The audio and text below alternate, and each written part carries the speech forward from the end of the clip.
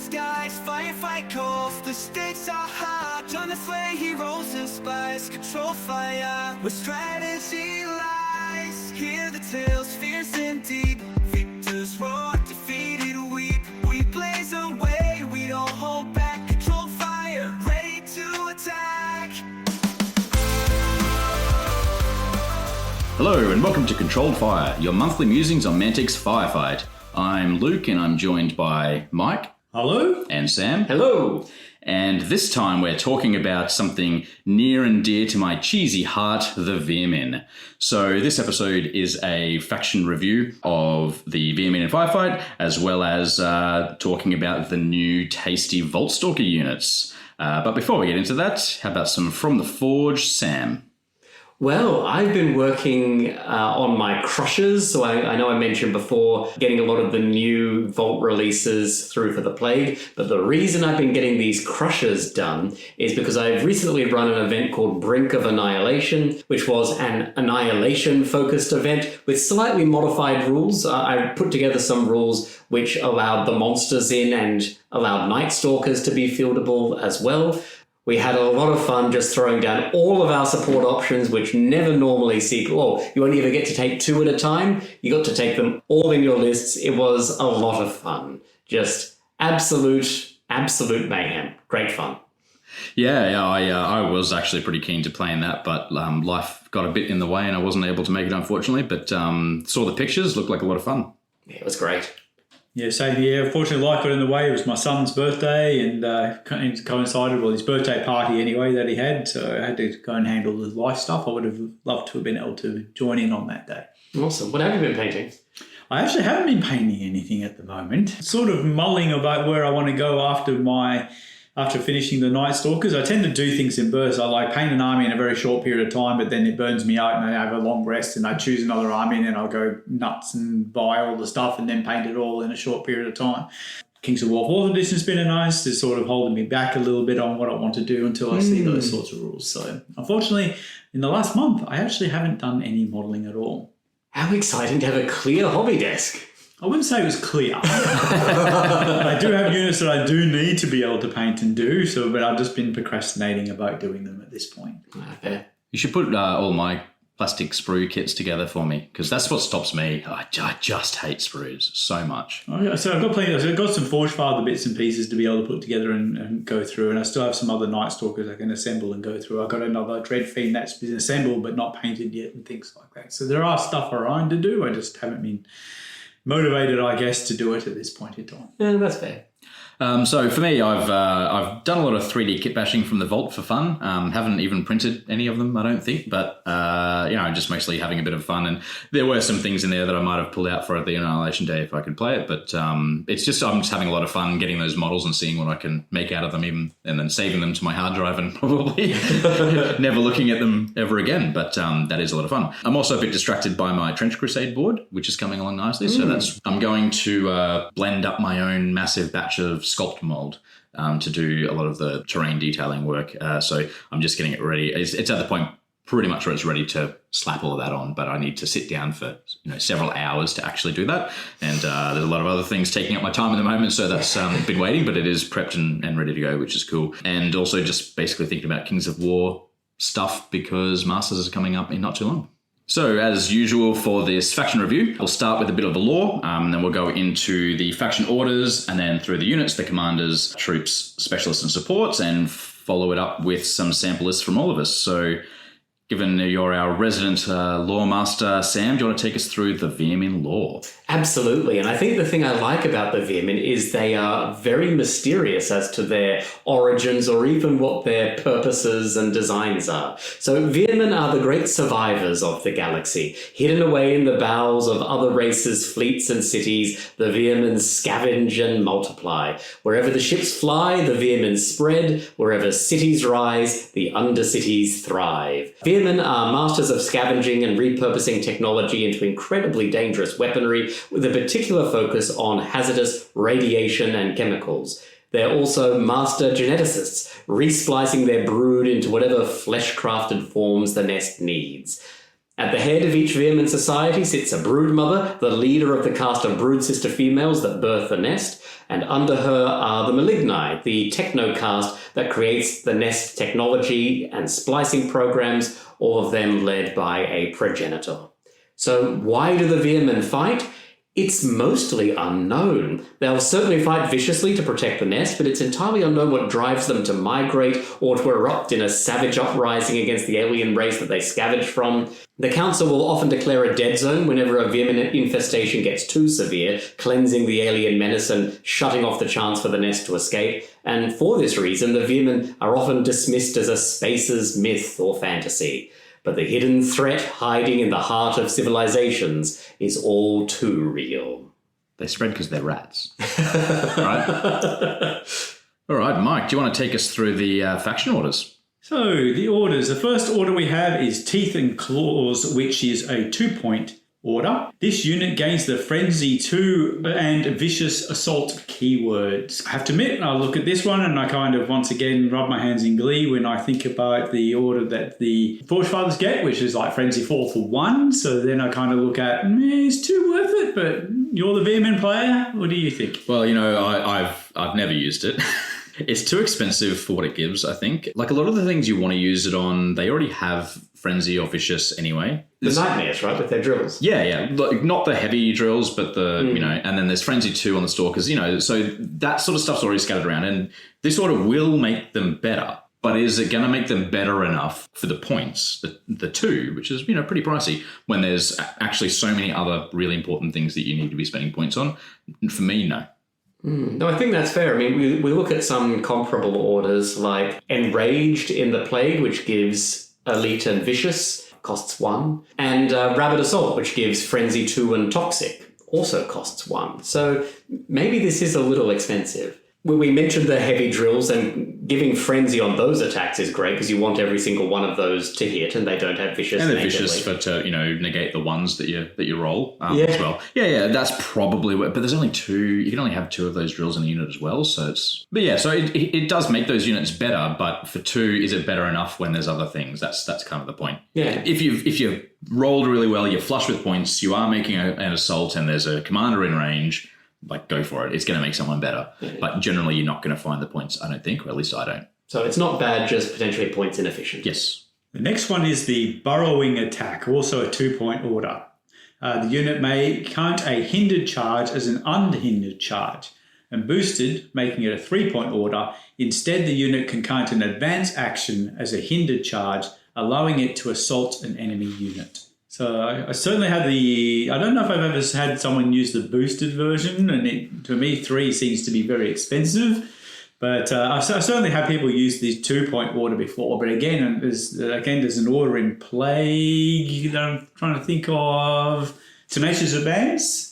Which gives an extra 3 inch on the chart. 3 inches, yeah, which could sort of give you in a similar situation to get out of a hindered charge. Yeah, potentially. Potentially, because you're only saving basically you're saving a -1 to hit with that order for 2. Yeah, I will say that Tenacious Advance can't be used for getting out of a transport because you can't use orders for getting into or out of transports, whereas I'm sure Luke is about to say this is one of the main uses of Burrowing Attack. Yeah, so it is a good order, so particularly for charging out of transports, right? Because you regain the +1 for an unhindered charge, even though you still lose the 1 for the unsighted charge. It just comes out in the wash. So if you normally hit on 4s, you're not going to hit on 3s like a regular charge, and you're not going to hit on 5s as you normally would charging out of transport. You just hit on 4s, which is really, really good. The boost is worded strangely because you can always advance into combat, but this means that your charge is hindered, but you still attack first. Yes, because it is then a charge instead of an advance. But the wording is weird because it says it's worded as if you couldn't charge with an advance action in the first place. It's just a strange. Well, you can't charge with an advance action. Sure, you can advance into combat. Yeah. Okay, so Pestilent Haze. Just a 1-point order. Units with 6 or more models. The unit is considered to be in cover and gains the stealthy keyword until it next activates. I would like to hand this one over to Luke because I know it's one of his favourite orders and uses it probably the most out of all of these. Yeah, I love this order a lot. I use it probably every turn. It's really good on those big troop units, so they can push forward, particularly crawlers and stuff like that want to push forward to start getting in objectives and not get completely decimated. The -2, and then you hit the dirt, -3. It's really, really good. I wish there was a way to use it on like a unit of 4 nightmares or something. Like that feels like a big unit, even though it doesn't hit the 6. But then maybe as a boosted version to say models of 4 can use this or something like that could be worthwhile. 1 seems very cheap for it, but 2 feels like it might be too expensive. I would rather have it, usable and slightly cheaper than not, but it's very good for 1 point, and you should be using it as much as you possibly can. And I guess that is the reason for the restriction on it, right? Because it means that you can't be using this to screen your death engines or your mutant rat fiends or your night terrors or your nightmares. Yeah, and I don't think they should be able to use it. I would be more saying, like, if there was a boosted version, allow units of 3 or 4 or whatever it is to maybe use it as a boosted. Vehicles? The vehicles can never be more than 2 anyway. So as long as the minimum cap is 3, you're going to exclude those anyway. That would be interesting to look at. Like 4 Nightmares feels like the kind of unit that should be able to use this. So Pestilent Haze on a mutant rat fiend, I think. I just give it to it all the time. And it's why I'm glad it is gated away from those units, particularly the mutant rat fiend, because otherwise it's just such a no-brainer choice to give it to it. Whereas if it has to be the big units, then there's a little bit more thought which has to go into it. I will also say, I think this also gives a good indication for people who may be new to playing as Veer-myn about some of the tricks you need to do as a Veer-myn player. Although you do need to hug cover, with a lot of Veer-myn, you've got so many ways to give yourself stealthy and cover with a lot of your smoke. Often you're just carrying your cover with you, and for 1 command point, you can just put a unit in cover and stealthy. Yeah, and why I call this one a tricksy ability, and we'll get to the sort of the progenitors soon and their smoke. It's because it's until their next activation. It's one of the only things that lasts beyond this turn. It's like it gives it a status, kind of like, hit the dirt and that sort of stuff that goes away, later. It's like it's a status that was never promoted to a status, if that makes sense. I feel like maybe in a future version or whatever, they could just make it a token, and then other things that have very similar abilities and other factions would also be able to use that keyword. Maybe that would help. I have tokens that I use for these because until the next activates, so the ordering of things. So obviously when you use this on a unit, the unit's there, you activate the unit, you give it Pestilent Haze, and then it lasts until the next activate. But the other sources of smoke can come from other units, so the timing becomes very important. Volatile. Another 1 point order, quite a wordy order. So the unit's ranged weapons gain a +1 to hit modifier, excluding it burns, and a +1 armor piercing, +1 AP. However, all to hit rolls of 1 may never be re-rolled for any reason and cause 1 point of damage to the model's own unit. If damage is caused to the model's own unit in this way, mark it as activated and pinned once the shoot or steady aim action has been concluded. It used to be even more wordier because it used to call out a very specific set of weapons on which the order could be used. And I think we talked about it in our last episode when we were covering orders. This order's gone through a bit of a renaissance. It's now, I think, usable. Yeah, this used to be bad. Now it's good, like we did speak about in the AP review. It's nice to have the option for when you need to make damage stick at any cost. So that's kind of what it's for. I don't think I'd be throwing it around willy-nilly, just more like, I need to put wounds on that thing over there, so I'm gonna boost it up. You do have to be careful with it because you're either using it on more elite units that don't want to be taking wounds, or you're using it on big units that's just getting them ever closer to that dreaded broken status, because when you're rolling on 7s, for broken, that's you're in dicey territory, so you really want to avoid that where possible. Absolutely. Yeah, the cost of this order, it only costs 1, but the cost of this is not command points, it's bodies. Yes, exactly. Potential bodies. Just not roll 1s. That is good advice. I'll aim to take it from now on. Okay, then we're on to a bit of Narcotic Frenzy, also a 1 point order. Any troop unit. The unit gains Resilient 2 keyword until the end of the round. Boosted to 3, any specialist or support unit. In general, I think resilience is pretty much a pain in anyone's backside to go around, and for 1 point, I guess if you got points left over, depending upon what you want to do, I would think that would be a reasonable choice to put through. I think the new units benefit a lot from this because Armor 6 Resilient 2 is Reanimation Division, right? That's great because Reanimation Division are great. Also, Matsudan with an Isha support drone is Armor 6 Resilient 2. They are also very difficult to shift. And for only one on a troop, yeah, the new units benefit very well from this. Yeah, so like my problem in the past with this has always been, what to use it on and when. It doesn't feel useful on troops most of the time, but it's very expensive to put on a specialist or support. I did often pay to put it on, my 2 nightmares that were going forward to grab an objective, boost to put it on them. That was good, but very expensive. You're right to call out the new units, but just be warned. Remember that if you are construct, like you get from more machine than rat, you can't also be resilient. Yes. So if you're going to use the Technology Engineer and give construct to your rats, then they can't get the resilient. They will get the heavy armor, which comes with the order. Yes. But yes. Lucky Shot, another 1-point order. All trademark weapons in this unit gain the Marksman and Vicious Shoot keywords, boosted for 2. In addition, all trademark weapons increase their range by 6 inches. Considering the speed of most rats is a pretty decent option, I think. Well, yeah, what do they add? They're advanced 7, and then they're potentially shooting 24 inches, so a 31-inch threat range with this order. Admittedly, it's starting to get expensive then, and... Yeah, like that's how I've always used it for the range. The vicious meh on, crawlers and stalkers. But see, I would often give it to stalkers to make them shoot 18 because their pistols are trademark. Now with the trademark on the Vault Runners, now the vicious and extra range potentially up to 24 becomes... Which also, because they have knockback. They have knockback as well, yeah. And so that means you increase their range to 24. That means they knock back within 12 instead of within 9. Yeah, and that's actually really, really good because they... do they move 6 or 7? They are. They're the 6 They only move 14s. 6. They're the 6 14s, yeah. Yeah, that's right. Curse you. But, they can also go invigorated, so they could be 9. Yep. Yeah, that's a good way to reach out and touch somebody. I will say, even if they do get the extended knockback range out to 12, it gives them 2 shots each. That's effectively just the same as shotguns at 12 inches, right? Yes. They do have marksmen. They shoot 5 marksmen. That's sharpshooters for rats.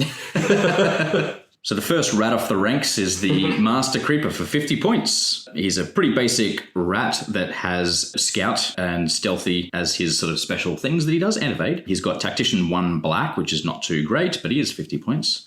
And he has a command order of Exploding Rats, which is an aura 12 inches for 2, all troop units. So that's all troop units within 12 inches. The unit adds +1 AP to its ranged and assault weapons. Personally, I think he'd be fine if there wasn't just a ton of other commanders I'd rather take. I just think he'd get squeezed out by commanders that I need to do other things. But it's a pretty good order. What do you guys reckon? A +1 AP aura of 12 inches for 2. That's on ranged and assault. On ranged and assault. Yeah. Yeah. I also like units like this as well. Just a scouting commander who is okay in assault. 2D AP3 with anti-tank and devastating 2. He can potentially do something against the right target. But also he's a scouting unit which can go up and snaffle a high-value asset with small unit, stealthy. It can be a little bit difficult to shoot. Yeah, for sure. You take him if you're taking creepers. I think you kind of need him. Oh, I guess I'm saying if I were taking him, I might not feel the need to take creepers because I'd be running him instead. He would be my scouting force. Yeah, I think we've got a better way to do that that's come along recently. But if I wanted to do it cheaply, yeah, I do agree. I think probably the major reason you're taking him is for his aura, +1 AP exactly. on shots and melee attacks for troops. There's some good troops now. Where's the rats exploding? I want to see exploding rats. Only good rat is a dead rat. That's for it's just a weird order for me with a weird name. Otherwise, I think the model's fine. I think what it does is fine. I think it's got a good boost to what the rest of the army may want to do. Gives you the options for both assault and shoot. Makes them better. 50 points. Hard really to complain. I said it just comes down to the number of slots you're able to generate. That's where the problem is. So for 50 points, just to have him hiding around your units giving the aura is not a... And inspiring. Yeah. Maybe the exploding rats part is they've got rat swarm rats and they hand grenades. So they bite their tail off and throw them. I assumed it was little bombs strapped to the back of rats and he was sending them against We've all got our different headcanons for exactly what this order means. I like the bite the tail off and throw it. You know, like how they, you know, the old school sort of 80s movie, you pull the pin out with your teeth of the hand grenade and you throw it. I'm sure that's really bad for your teeth. Probably. All right, the next commander is one of my favorites. So this is the Progenitor, also 50 points. And that's kind of where the bit of contention, I think, because if I've got to spare 50 points, I'm generally just going to load up on Progenitors. They're pretty good. So he has a black command dice, and he has a command order, which is Haze Grenades, which is an instant for 1 at 9 inches. Any unit, the unit counts as being in cover and gains the stealthy keyword until the start of its next activation. So this is where we're talking about before with the Pestilent Haze, but this is another model. It's Pestilent Haze again? Yeah, exactly. Being able to be dished out with an order on this guy in 9 inches. He can take a few different things in his retinue. You know, most of them you probably never would really take. Maybe, you know, a crawler or two for some hit points, but it's not really a unit designed to do, you know, damage or anything like that. It's kind of meant to use. Wouldn't do heavy ray gun Malignai in order for some extra range. They're just pretty expensive for like a unit that can't end up sort of throwing that much out. But also, it doesn't have targeting systems. And that's the important part, because what I'm going to tell you to do requires him to be shooting at something else. So the Progenitor for 10 points, bumping him up to 60, can take the chemical grenade launcher. This gives him 2 alternate fire modes. It gives him a blast D4 +1 toxic. So a better grenade launcher. Yeah, but he's one shot on 5. So you're often not hitting, but it does work when it hits. You know, like we've spoken about it before. I have done the last wound on a tank with this guy. It's very fun. But I've just, you know, thrown around smokes and you usually don't hit, but sometimes you do. And it really feels bad to be, you know, taking 2 or 3 wounds from this one little Progenitor. But his alternate fire mode is smoke. And smoke is the same, where it gives the cover and stealthy until it next activates. So, but on a 5+, on a 5+, hit the unit unless you're targeting yourself. Yep. So you got to shoot it at somebody. I tend to run 2 of these. And that gives me, on average, 3 smokes from this per turn, +1 from the Pestilent Haze is 4 smokes in my army. Yep. Does that mean you could fight on an entirely empty battlefield and still have a good amount of your army in cover? Yeah, and then you can have things hiding behind other things as well. So you can pretty much you can be on an empty battlefield and basically have cover on your entire army, for sure. His other armament is the Spitter Rifle, which costs 20 points and basically gives him a sniper rifle, a 36-inch range, 1D AP2 sniper scope weapon. But you're just not getting the same utility as you would from the grenade launcher? No, definitely not. You take him as a support utility piece, not something to snipe. But he's like, the sniper, like the rifle, it would just be nice if it was, you know, 2 shots. If it was just a bit better. 20 points does seem like a bit for a sniper rifle, right? I mean, normally when you upgrade a model to carry a sniper rifle, same stat line, it's +10. It's 10. Normally when you upgrade a model to have a grenade launcher, which is worse than this one, that's 10. Because this one is D4 +1 toxic before it also has the alt fire mode. So it's they seem interestingly costed. And the long rifles on the claw shots have 2 shots. So like I don't know why it wasn't just standardized as it's a rifle. So this is the profile. I will say from the fluff point of view, chem spitters and spitter rifles fire little liquid nitrogen gobbets. So they're bryo weapons. I like it from a fun fluff point of view, but there's nothing in the rules that, you know, relates to that. I know. I think Progenitors are great. So we're supposed to see, I think Luke said a minute ago 4. If he's got 2 Progenitors, it's basically got equivalent to 5 areas of smoke if he's giving the grenades there, because he's got grenade launchers, he's got the orders. Yeah, but the Pestilent Haze on top of that. Yeah, the grenade launchers though can miss. So yes. 50-50 chance when you're shooting a unit that you can get it off. Yeah. Glass half full. Yeah. But, you know, sometimes you miss with them both. Sometimes you hit with them both. Yeah. You know? Dice, man. Those units there, yes, it's a bit of a tax, but it allows you to be able to get other stuff into range to the rest of your army to be able to do what it needs to do. Yeah. Yeah, but I mean, it's not that much of a tax really, because you really need inspiring and you've got the command bubble as well. So it's a tax you're paying no matter which commander you're taking. It's just that you sort of get really good extra stuff on the Progenitor. Mm-hmm. The next commander is a new one. And this one came as a bit of a surprise, but it's a super cool model, the Piper. You may take 1 Piper, and he costs 60 points. He has aura regeneration for expendable units only at 9 inches. He is also expendable, and he inspires self. He has Overwhelm 3, Resilient 1, Small Unit, Tactician Black Dice, and a commander order that says invoke the Chittering Horde instant on self for 1 point.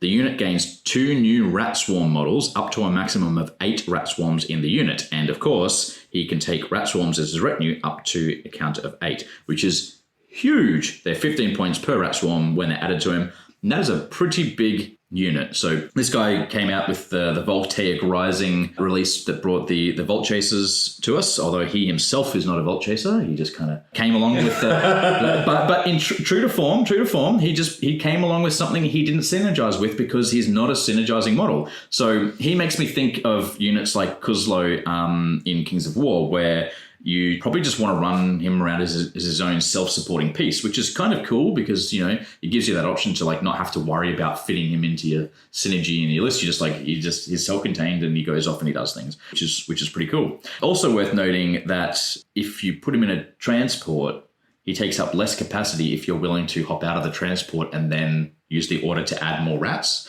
So, you know, you can kind of squeeze him in, you know, whatever capacity you've got left in a transport, you can just fill with a Piper and how many rat swarms you can take. And they only take up 1 each because they're height 2, even though they're on big fat bases. Mm-hmm. Yeah, you can fill up the remaining slots with him and then he can jump out, spawn 2 new swarms and off he goes. I mean, I guess if you are intending to run him big, you're probably going to buy 6 rats to go with him rather than the 8, which makes him a 150-point unit, which is not inconsiderable. But I mean, there's a lot of wounds in there. Spoiler alert for my my example list at the end. I kind of think of him as like a progenitor that's kind of swapping inspiring for regen is potentially one way you can be using him as well. He'll inspire himself, but instead he gives a regeneration bubble to the lower rats around him, but won't inspire them. He just brings some bodies back. He's an interesting one as well with Overwhelm 3. So this might be maybe only the second character we've seen with Overwhelm. The other one is the Marine Lieutenant. So, I mean, he's unit strength 1 himself, but you get enough rats around him and suddenly he's unit strength 2, which I guess means he also has a bit of battlefield purpose as an objective holder. With the amount of wounds and with his resilient, he can be a little, and the regeneration and the ability for him to bring extra rat swarms back with his order, he can be a bit hard to shift, even if he's not necessarily outputting much damage. I mean, 3 DAP - vicious attacks on the rats isn't terribly large. I mean, it's okay. But but that's 24 attacks when there's 8 of them. Oh, sure, you throw enough rats at something, right? It's going to do something. I don't think most people own that many D8s. I was looking at each rat swarm's 2 wounds for a 1 command point. You can get 4 extra wounds, and he has regenerate. Like there's almost regenerate 5 sitting right there in himself. So he can be a real pain in the backside, I can imagine. So yeah, I mean, just remember though, if he starts his activation pinned, he can't use his order. That was the exact thing I was just about to call out, because of course one of the things we were talking about. Boo! Because it was one of the minor changes with alignment protocols. It's not minor. not minor in this case. That if the commander starts the activation pinned, they're not able to use their command order, which for the Piper is if you are playing against the Piper, you absolutely want to pin him early in the activation, because you effectively turned off the ability for him to add 4 hit points onto his squad. He's absolutely target number 1 for mortars, just because you can indirect shoot him from the other side of the board and just turn off his ability to bring rats back. It's certainly worth doing. So it's also worth considering for his regeneration as well, and the way it interplays with the additional models being added. So regeneration only brings back lost hit points. So even though he does have the ability to expand his squad, he can't use his regeneration, for example, to push him beyond the squad size. Yeah, so if you start with 6 models and you don't use your order, you can't regenerate up to 7, even though he's got the ability to add them. But if you start with 6 and then you add 2 and then you lose 1, you can regenerate that back because you have lost the hit points. Yeah. Which is a fun little interaction. The next commander is another new one. This is the Technorati. You can say it however. I like saying Technorati, but I think it might be meant to be Technorati. But Technorati sounds nice. Techno-ratty. Sounds very ratty. So the techno-ratty engineer makes me think of that old Australian TV show with the, Modigliana the cat and the rat that was, they were the puppets and they were like lived in a shed. I have honestly no idea what you're talking about. Yeah. My childhood. Yeah. Anyway, the techno-ratty engineer is basically a Vault Runner hero, a commander at 70 points with the Vault Chaser designation, Inspiring Invigorated, Small Unit 3, and Tactician Orange, which is nice. Has the command order More Machine Than Rat for 2, which is an instant at 9 inches. So this is going to sound very familiar to anyone that's been through Maison Labs before. So this is up to 2 designation Vault Chaser units. The unit gains the construct and heavy armor keywords until the end of round, removing any hit the dirt or pin markers. And the engineer can be given a couple of fuses with the thermal blasters. Meh. It can be given a couple of shockers, which assault units not too bad. They punch pretty well, and or it could be given up to 4 thralls, which is my personal preference because they are cheap hit points. What do you guys think of the techno-ratty? I mean, I think if you're running Vault Chasers, you're absolutely going to be taking it because his order just makes them so much better. If you're not taking Vault Chasers, you have absolutely no reason to take him. So it really is dependent on what kind of list you're running as to whether the engineer is going to show up. I will say More Machine Than Rat does have one notable difference from More Machine Than Man with the Cyborg Prime. The Cyborg Prime is self and one other, and this is 2 Vault Chaser. So the Techno-ratty is not bound to also have to augment himself, which is fine because I'm sure he prefers to hang out in the backfield anyway. I would. He is a rat. I mean, unless you're giving him a pair of shockers, but at 17 points each, that's a bit of an investment. They carve because they're 4D AP2 seismic, but alternatively, you can go the fuses as well. They are 1D AP4 anti-tank devastating 2 with targeting systems. 2 thermal rifles in there, right? You could potentially be putting 4 hit points on a tank with them. Yeah, but he's just got to get so close to do it. If he's coming out of a tunnel, right? Yeah. Yeah.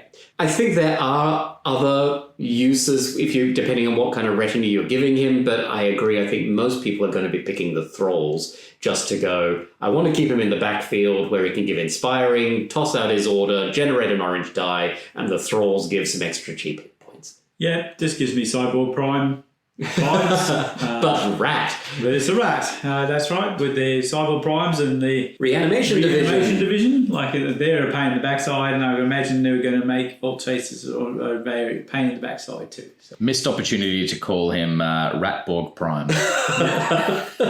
Yes. Like Sam said, if you're taking any reasonable number of Vault Chasers, you definitely want this guy. I think it's almost like a must-take. Commander is cheaper than the Broodmother, and his order is specifically better than the Broodmother for the Vault Chasers. Mm-hmm. Obviously, the orange instead of the green, not as great, but a fair bit cheaper, and the order is better for Vault Chasers and obviously completely useless for everyone else. I'd say, like I said, give him a thrall or 2 for the hit points and hide him as much as you can. We'll get back to the other new commanders in a moment, but we're going to talk about the Pack Leader next. So the Pack Leader is basically a Nightmare hero this time, who has Scout, Tactician Black, Unflinching, Very Inspiring, Countercharge, and the command order Leader of the Pack, which is a 12-inch aura for 1. And the order gives all units without the vehicle keyword gaining Vicious Assault and Frenzy 1. So a bit of an overlap with the base command order there, just sort of a bit light version of that. And he can take up to 2 Nightmares, and they can have pretty much any of the normal Nightmare armaments. So the Scout he has is interesting and odd. I just... Why? Because he's 6'12", you mean? Or? No, just like Scout. It doesn't fit it's not really a Nightmare. You know how normally the heroes have the similar abilities to their, troop or specialist versions that they are. Nightmares don't have Scout, so it feels strange for the Pack Leader to have Scout. Well, I guess he's your opportunity to have a scouting unit of Nightmares. Which is, I said, it's interesting, but it's odd. Yeah. Armor 5 is odd too. Yes, because he has a lower armor than the nightmares he's with. So if you take some nightmares, he goes up to armor 6, which is nice. You absolutely do want to, because you want him to be armor 6. Exactly. So, the order's fine, but nothing to write home about. I don't think he's the pick over the other commanders, but, he's fine. I mean, it is worth calling out, his attacks are 6D AP1 elite. Yeah. That is very carved. Yeah, for 70 points is actually quite reasonable. Yeah. I think the thing with his order particularly is it gives a vicious aura, but most of the nightmares actually come with vicious. So unless he's actually taking 2 heavy combat drills with him, which, is potentially not a terrible idea, or I guess the heavy chem throwers as well, but then you're probably not running into assault, he may not be able to get as much utility out of his own order unless you give him a very particular retinue. It makes it into a weird spot as well, because it's 15 more points for the heavy combat drills, and you gain an extra attack and the extra AP and anti-tank. But I think given that he is 6 dice AP1 without the anti-tank, he's going to tend to want to be attacking things that aren't tanks. So saving the 15 points per model and just going with a 3 dice AP1 vicious on the regular twin combat drills feels like the pick you want to make, but then you're wasting the vicious on those. So yeah. I think that a lot of that stuff has been based on from Dead Zone, because in Dead Zone these orders about moving things quicker, so I think that's where the Scout sort of goes into. But in Dead Zone they used to have stealth, but that got changed recently in the recent update. So I think I would have liked this guy if he actually gave stealth to the unit as well, being able to scout and have stealth. That's what he was kind of doing. Because it just seems like that's a rather expensive unit. If you load it up with nightmares, send him halfway up the board. He's quick, but he's not that quick for a rat. And it just seems like you're putting him in a rather compromising position. I'm not sure. He just seems like a lot of points to be able to move up the board that quickly.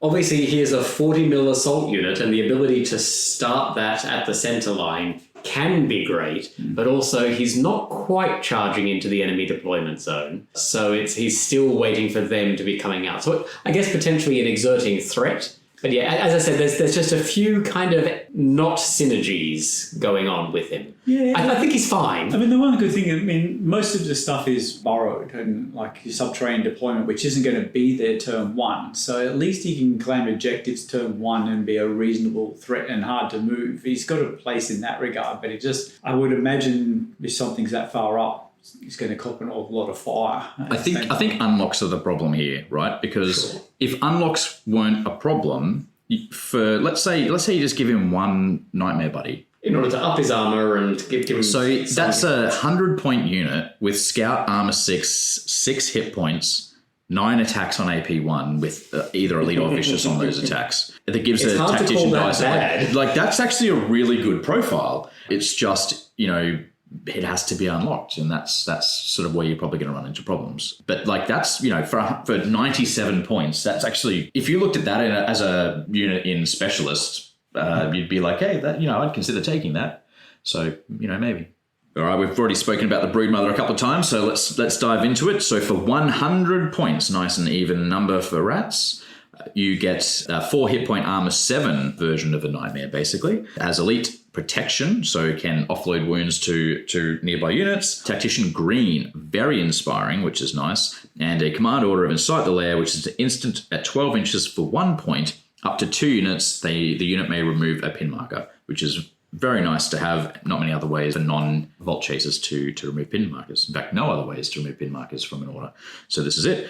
So again, a wide variety of retinue that can go with this. There's Chem Spitter Maligny, Chem Thrower Maligny, Heavy Ray Gun Maligny, and Brood Guard, which would probably be my pick if I was to put something on here just to make it a real powerhouse unit. And because the models look sweet. Yeah, and it's just, cool looking unit, really tanky and really hard hitting. Although, I am sort of, a bit partial to just 1 or 2 Ray Gun Maligny just for the extra hit points and call it a day. I agree on the Incite the Lair, because you're not like Plague, where you can just go, I'm unflinching on a lot of things I want to be charging in with. I'll hit you and then lose my pin from winning the fight. You're also not like Forge Fathers, who are just like, well, I'll start the turn pin, but I'm probably not actually starting the turn pinned. You're not like Marauders, who are able to go, we're just going to turn off your pinning weapons across half the table. If you're pinned on a lot of your attacking units in Veer-myn, you might not be able to charge. So the ability to remove pins, even though I will say it is slightly worse than the Marine Mage's On Your Feet Soldier, because that is 1 removes 2 pin, but at 15 inch, this is only at 12, so it's slightly worse, but it's still pretty good. You won't take her just because of the order, but it is an excellent order for her. And also, if you are planning on taking the Piper, you really may want to consider taking the Broodmother just so you are able to remove those pins if they happen to land on you. Well, actually, I kind of would consider taking it just for the removing the pins. Yeah. Now that I'm less likely to take shield tunnelers, which I would use like hold those for like the pinning weapons to stop them going through and stuff. Now you kind of need to start looking at ways to unpin things. Don't think I've ever played against the Broodmother. I can't remember ever playing against one. Maybe Jason, I think he used it once. I can't remember, but on there. But I just haven't really seen that much of. Yeah. She's not common.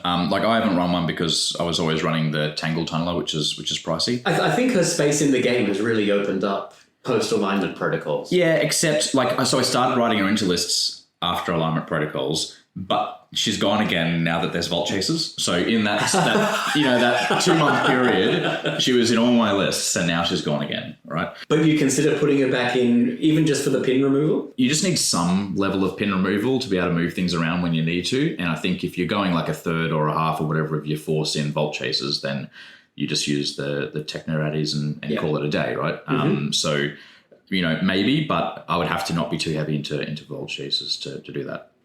But, green die is great. Total beast with a brood guard or two. So, still a good unit. Shall we talk about the alternate Broodmother? Yes, the Crone Mother. So you may take a maximum of 1 Crone Mother. So that's good, just with the Piper and the Crone Mother as well, you can have sort of things that you think might be a bit better if they're abusable, but you can sort of temper them by having the 1 of instead, which I think is quite a nice thing to be having in the game.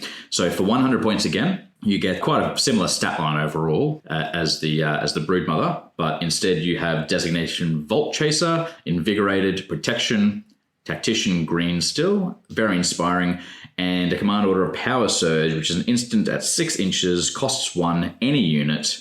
The unit may make a free 6-inch advance. This advance move may not be used to initiate an assault. The unit then loses D4 -1 hit points unless it has the designation Vault Chaser keyword. So this one's very good at moving Vault Chasers around, and something that you would be very squeamish about moving other things around with, but you have the option, again, if you absolutely needed to. The Crone Mother can come with some different things in the retinue, some up to 4 Vault Runners, that we'll get to soon, up to 4 Vault Stalkers, and up to 2 Overchargers, which don't have their own unit, but they can be taken as a retinue. And so the Overchargers, for those that are new to this, they provide Assault, 4 dice at AP2 and Seismic, so they put in a bit of work. As long as you can try and fit them on those tiny bases with those massive models, then you're good to go. I think it's because they were Star Saga models originally, is that right? Yes, I had a Star Saga one that I chopped off its base to convert into a Night Terror on a bigger base, and now I'm like,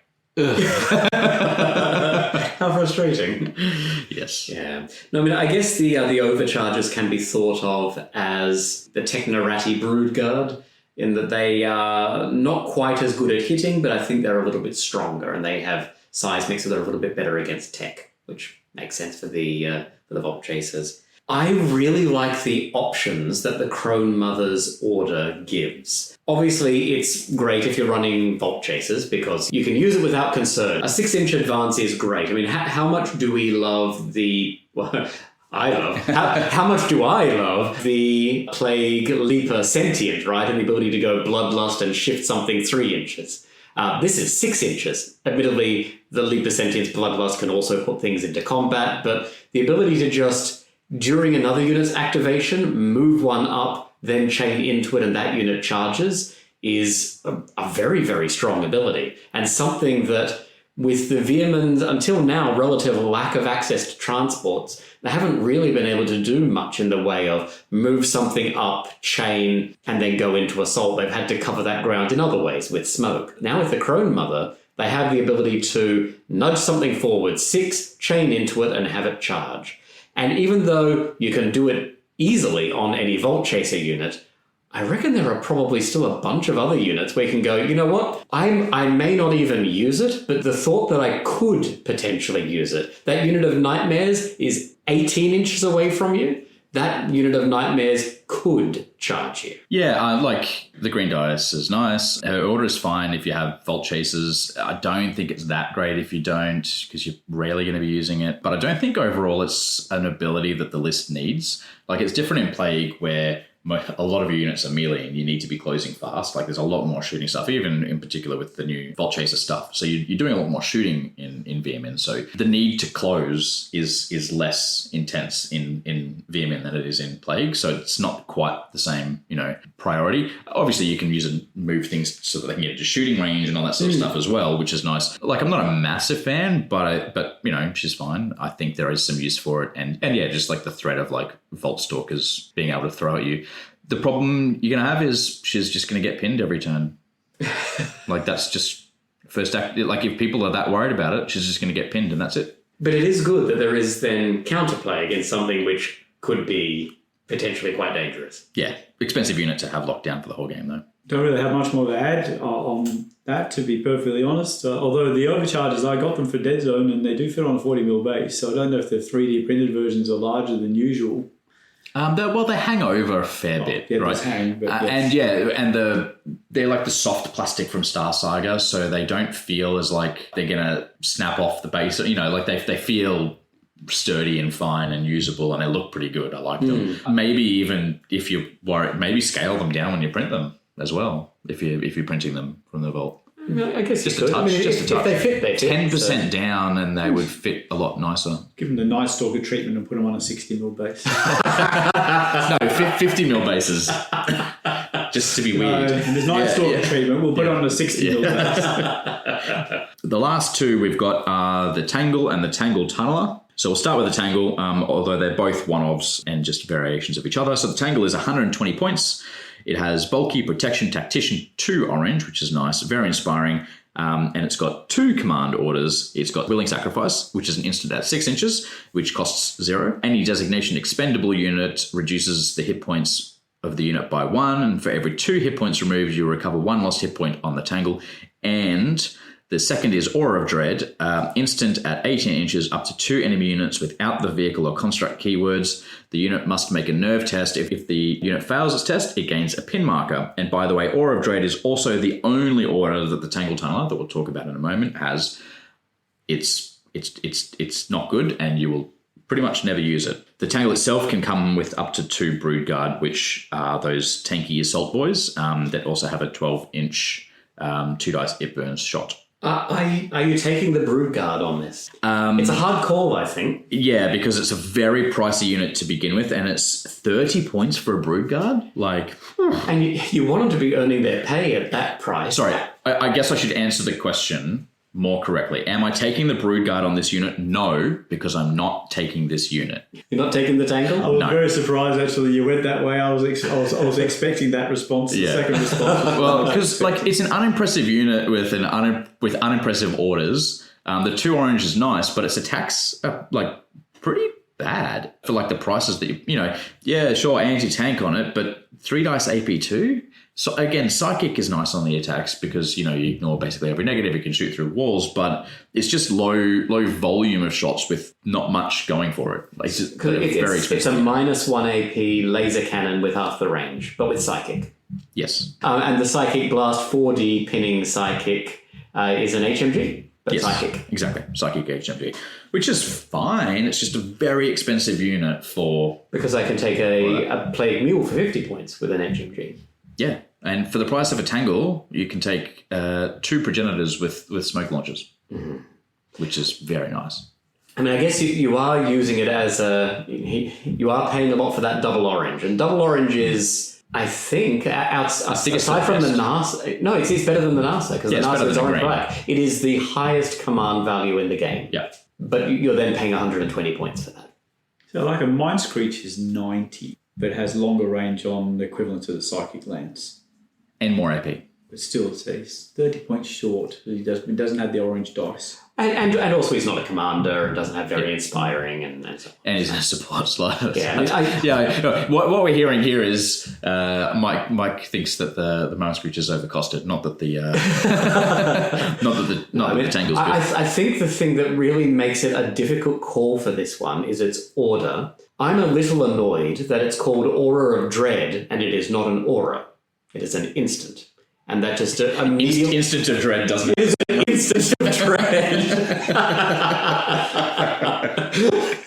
Yeah, so, I mean, it is... Honestly, it does pass in an instant because, as you say, it is 2 command for them to take a nerve check, and then if they fail that nerve check, all they do is gain a pin. Yeah. So, I mean, if it did have a stronger order, I think I'd be more inclined to field one. If you shortened it, made it an aura, but then made it 6 inches instead...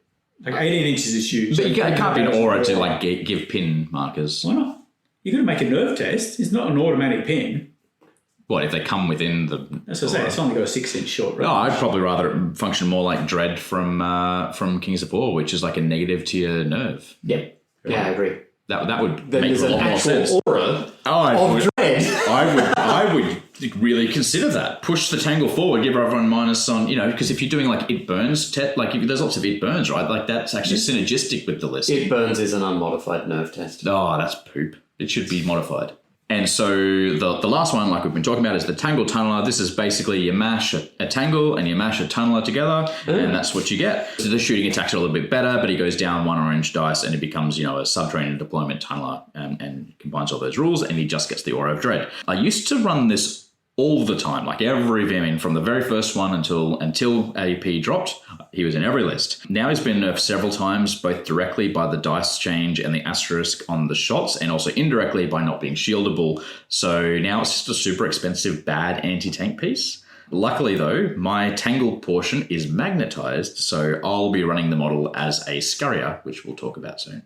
When you say bad anti-tank, 4D AP3 is a +1D laser cannon. 40 AP3 anti-tank socket, yeah. So no devastating, only AP3. It's a +1D laser cannon. 18 inches. At 18 inches. Yeah, but laser cannons are bad anti-tank weapons. I quite like my laser cannons, but okay. Laser cannons are would be the... bad if 48 inches weapons didn't exist. and it's only 18 inches, right? Laser cannons are like the backup sort of anti-tank thing. They're not the core anti-tank guns that you take, right? The Tangle Tunneler, by that virtue, is a backup anti-tank gun. It's not your core anti-tank, but it's a very expensive model to get that. And 60 AP1 pinning psychic. I think that makes it a psychic Strider burst laser. Yeah, I mean, it was brilliant when you could shoot both. Yeah. That's why I always ran. Agreeing in mind streets. But now it's just so 150 points is so expensive for what he brings to the table now that I just can't warrant it. Yeah, I understand. All right, well, we're now going to roll ourselves onto our troops. So we'll start off with the very, very humble Rat Swarms, which come in at 35 points. They have Auxiliary, Beast, and are Designation Expendable. They have 3 attacks each with Vicious Assault, and each extra one is 15 points. 2 hit points each. Are you fielding Rat Swarms outside of the Piper? I have, and they are so underwhelming. I did it just because I felt like it, and they are terrible. Now I wish I'd done more of them because the Piper's pretty good. I think it comes down to choice of unlocking. If you've got spare 35 points, go for it. But I think we're talking about so many different leaders that we'd all like, and you have to be able to unlock them all. Taking something that's auxiliary isn't going to help that. Yeah, agreed. I mean, I think this fits into the same sort of space as Matsuyamori Bloodhounds, the Shadowhounds in the Night Stalkers, these auxiliary troops who are, if you have any spare points left at the end, these don't require unlocks, and you can just put them in for 35 points. I think that what tournament game against you, Luke, it was the inclusion of these Rat Swarms, which actually ended up winning me the game because you had taken them. We were playing Scourge, and I was actually able to make a kill in the first round because of just how lightly there's not much to the Rat Swarms, so I was able to get the points for it. So yeah, they can be a bit of a double-edged blade. No, it's only got one edge. Facing towards you. Yeah. Yeah, fair enough. All right, let's run ourselves now onto what's probably the core of your army. So I might just do crawlers and stalkers together, if that's okay. So crawlers and stalkers both have designation expendable. They both now have horde with alignment protocols, and both have overwhelm 10. Crawlers are all armed with ray guns with 1D at 18 inches blaze away trademark. The stalkers only have a 1D at 12 inches with trademark, but instead they have stalk weapons for 2 melee attacks. The stalkers also have frenzy 2 in order to give them a little bit of extra punch. What are your thoughts on your crawlers and stalkers? I'm quite partial to my scarecrows and spectres, and they're a bit more expensive than those units, but they have a bit extra punch to them as well. I quite like them. It's the main base, so for me, I would be looking at taking them in max-size units and going from there. Horde of rats have been running across the table. Mm-hmm. Yeah, my core was always 2 crawlers, 1 stalkers at as many bodies as I can fit. So max unit size is great. You kind of want as many bodies as you can on these units, but you end up scavenging some bodies here and there to spend on other things. So when you really need to make something fit, so they were never usually at max, but they were fairly close to. 16 crawlers is a hard unit. So if you put 8 wounds on it before it's broken, that's with pestilent haze on them, or you hit the dirt, taking cover, all those sorts of things. It can be quite onerous to do. And shields from shield tunnelers. They don't shoot that well, but they don't need to. They just kind of need to exist. They're sort of your main things to plonk on an objective and say, you got to put effort into shifting me. Stalkers are a bit different. They're nice, like I said, with this trademark to get 18-inch shooting if you need to. And they're a threat that your opponent, 14-inch charge range, the opponent has to be wary of them coming in and slapping things. Even on an unsighted charge, they can put in a lot of work with the 2 dice each. So. And now with Horde, which they didn't have before. And with Horde, yeah. So you take a unit of 14, 15 of them or whatever, and they've got a +1 on that attack, and that's actually that actually makes it one of the more savage units in the game. If you can get a fully loaded 15 unit into something else, that's seriously going to hurt with Horde these days. But I guess it's the lack of AP, the lack of vicious. So if you are able to augment with some of those orders, then they can start to punch a little bit harder. Exploding rats is probably a great thing on them, but they're really going in with AP1, which is a great place to be. Yeah. Also worth calling out that for both of these units, they are led by a Malignus, and each of those Malignus have a choice of 3 loadouts. They can either have the Chem Spitter, which is that liquid nitrogen gun that fires 1D at AP2 with Blaze Away, the Heavy Ray Gun, which is an 18-inch range gun with 2D AP1 at Blaze Away, or a Chem Thrower, which is a standard flamethrower, really, which costs 5 points. And the stalkers can take the default, which is a Chem Thrower, range 12, 2 dice, it burns, or the ray pistol, and be the same loadout as the other stalkers. Now, I tend to run the it burns just in case, because it's whatever, like a bit of fun. Maybe I'll do something in there. Maybe I won't. Because what's the one extra? Yeah, attack the one attack. Do? Obviously, he can't then shoot at 18 inches if you use the order, but whatever. It's just a fun little thing to do. The Malignus leader on the crawlers, though, I give him the heavy ray gun because that lets him shoot at 18 inches with everyone else, but it doesn't have trademark. And then you use the trademark order and he's not doing it. It's like you don't have. If I had the option to just take the trademark ray gun on him, I would just take the trademark ray gun. Really? Instead of the heavy ray gun, which gives him double the shots in AP1? Yes, because he's usually not shooting. I don't know. It's probably better with the heavy ray gun anyway. It's just one of those things that it's just a little niggle. Just want it to have trademark, or just give heavy ray guns trademark anyway. Are you ever taking the Chem Spitter? No.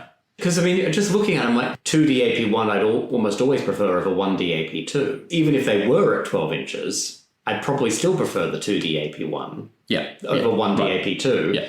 And the 2D AP1 gun has an extra 6 inches of range. Yep. I wish there were a bit more of a role for the Chem Spitter there.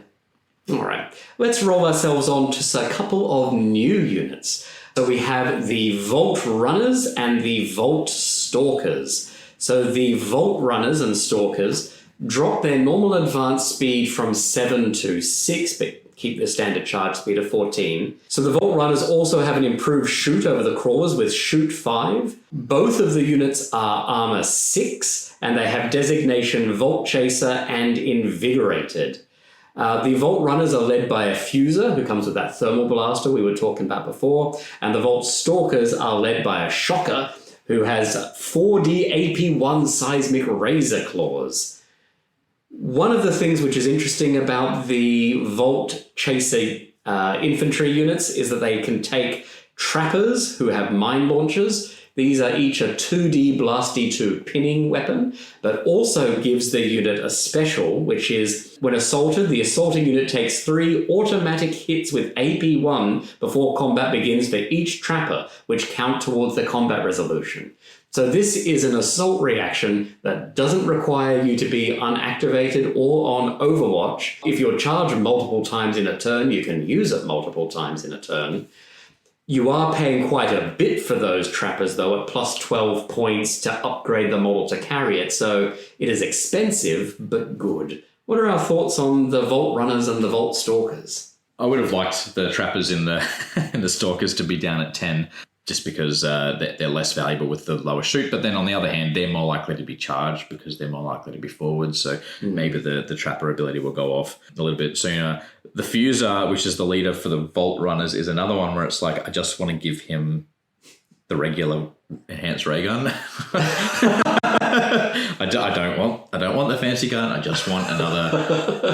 I actually don't like too many mixes of things in units, right? Because I like to think of a unit and be like, that's what that does, and maybe they've got a special weapon. I don't like when you've got, units that multi-rolls. Yeah, exactly. Lots of different things going on. Like these 3 dice are this, and these 2 dice are this, and the rest of them are this kind of thing. That's annoying to me. I'd like to be quite sensitive. That's why I don't like putting magic items on too many things in Kings of War, right? Too many weird things to remember.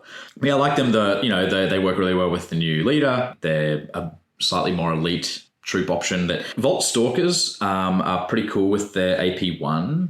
The Vault Runners are what sort of got me really excited with the trappers, and then just the knockback at 9 inches for the extra dice and stuff. That's knockback, really marksman, and trademark. Yep. Is a pretty potent combination. But you're also paying for it, whereas your regular crawlers are 5 points a model, your Vault Runners are 11 points a model. Yeah, I think so. I would always go 2 crawlers before, and now I'm sort of more like 1 crawler and 1 Vault Runner as a more standard sort of call. Because they do different things, right? You probably want to keep your crawlers at range, but you probably want to run your Vault Runners forward.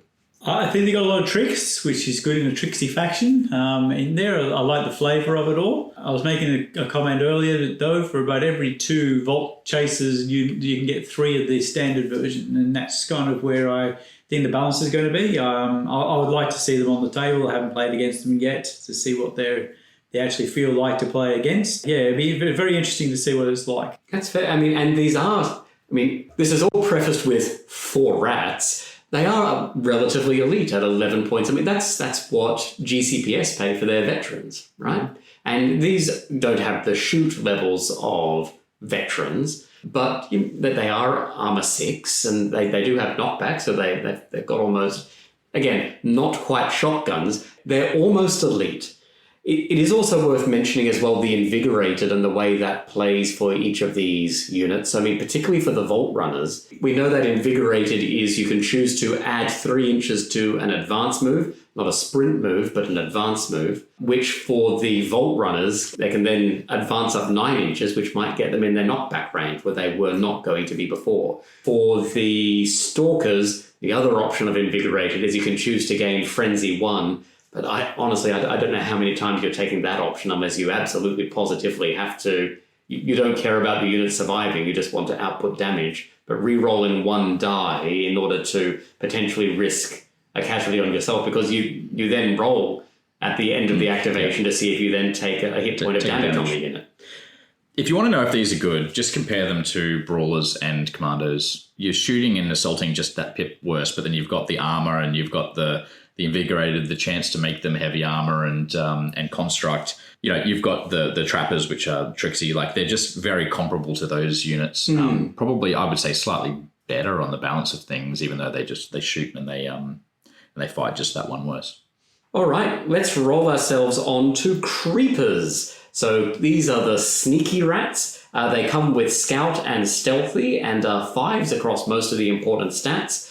They have standard ray pistols on the leader, you'll be very happy to see as well, Luke. Yep. Standard 12-inch range, 1D trademark pistols. Their assault is what makes them interesting, where they are 1D AP3 anti-tank devastating 2, as they all have det packs. So they're kind of like little mini GCPS tank hunters, which are considerably cheaper than GCPS tank hunters, but have about half the attacks and sit in troop. What are our thoughts on creepers? I think when Containment Protocols first came out, I saw a lot of these running around on the table. But by the end of Command Protocols, I didn't really see people using them that much anymore. I'm going to assume it's because they're a little squishy for a unit of 5. But be tempted by a unit personally. I think it's with Scout and Stealthy and then all the other smoke and things that you got. I was more curious about the fact that you said that these are the sneaky rats. I'd like to know where the unsneaky ones are. But, you know. Yeah, they're just, like you said, they're very squishy. Armor 5, 1 hit point each. They've got stealthy, sure, but they're designed to be pushed forward, which means they're just going to die because they're squishy. But you take the risk versus reward on those if it's something that can slap really hard. Mm-hmm. And for these to be able to really do that, you probably need to bump the body count up, which bumps the price up, and then they can still be pinned and locked down. And like it feels like a low return on investment unit for me. So I'm not a fan. No, I understand. I mean, I think they are a unit you could take small, and at 65 points, they're an unlock, and you're not probably too unhappy about them being there. They are in a unit strength 1, which is a bit of a shame for a unit like this. But they can obviously scout up 14 inches. They're one of the few units in the game that can charge a unit in its deployment zone, burst activation of the game. So if someone has got a misplaced mule or something where they've just left it, right on the line because they're planning on charging you, deploy these guys last, scout them up 14, first activation charge, and gank that mule with det charges and activate and pin the unit that's inside it. And then die. And then die, absolutely. But hopefully you've done enough to disrupt that their sacrifice is not in vain. I guess I kind of see them as either a torpedo unit or they are a utility piece for going up and grabbing HVAs for you. But they're not going to suit every list. So we now come to Maligni. So this is a unit of 5 models, and it can only ever be 5 models. These are also 5s across the board, and these ones actually have unit strength 2. They all come base with chem spitters, but we were kind of talking about them before and as to what the purpose of a chem spitter is. I normally tend to see these all kitted out with heavy ray guns, and then it is a unit outputting 10 shots at 18 inches with AP1 at shoot 5, which for Veer-myn is very good shooting. It's also an unlocking troop unit for 75 points, which you don't mind running at 75 points. What are our thoughts on Maligni? I quite like them. I usually run 2 with the heavy ray guns. Do not run chem throwers on them. Do not pay the 2 points per model to do that. Just don't do it. I suppose if you're going to run all chem spitters, making one of them a chem thrower just to get it burns maybe, but no, don't do it. Heavy ray guns all the way. I do wish they were armor 6 because they look more heavily armored with all the Maligni bits on them from the sprue. There's special bits to build these on the sprue you get for the crawlers, business stalkers. You can build one off each sprue. They are more heavily armored looking, so I kind of wish they were armor 6 would be nice because at 1 hit point each, only have 5 of them, you can't bump the body count up. They are a very, very flimsy unit. I take them because of 2 reasons. The first is that they're 18 inches, 2 dice AP1, which is, on 5s, which is fine to hold backfill objectives usually, or maybe jump up on a tower and get some shots off before dying. And the other reason is, it's a troop that I can run with 5 models, and 5 models is less to paint than 15. So that's 2 very good reasons to run this unit. I'm probably less likely to run them now with the Vault Runners, but I still quite like the unit. It just feels like it's just missing something for me though. I reckon if you gave them protection, because then they could shed some of their hit points that they lose onto nearby crawler units. And it also suits because the Maligni are the leadership caste. It would make sense for them to have it. Yep, that makes sense. I know you said no to just running 5 chems for 85 points. Worth calling out that the Maison Labs Purge team is 75 points for 5 flamethrowers, and that's in Specialist, I wouldn't run that either, though. Okay. I guess also the Purge team can all hop out of a mule, whereas there's no mule equivalent for Well, Veer-myn. not exactly. Mike, you got any thoughts on the... Similar to the creepers, it's kind of squishy. If you can keep them protected or doing whatever, then they can do the job. Veer-myn, I don't know. I just generally don't envision Veer-myn as a shooty army, and it gives you an option to be able to do it. Yeah, they're not bad at shooting. Well, sorry, they are bad at shooting, but you just got so many shots. Yeah, it's a similar thing as why I go for Night Stalk. It's like it's rolling so many freaking dice that that's what you're looking at hitting. But yes, I suppose they do have 10 shots for a unit. 10 shots AP1's like pretty reasonable. That's the same as 10 Steel Warriors, except at -1 shoot. Yep. Let's run ourselves onto a new unit, which is Thralls. So the Thralls are... Well, they're not good, but that's by design. So the Thralls have Assault of 7, so that puts them on par with 3Z zombies. An Armor of 4, which makes them the same as GCPS recruits. Only a hit point nerve of 7, though there's something special going on there. They only have 1 attack each. For 75 points for 10, why are you taking these? It's a very good question. At the moment, it's listed as each additional one is 4 points. I have a feeling that's probably something that should be coming down because then you can start taking big units and then you can do exactly what Plague Zombies do, which is be a big horde of bodies on the board. These ones are actually able to score. They don't have Beast. They do have Horde, Designation Expendable, Inspiring Self.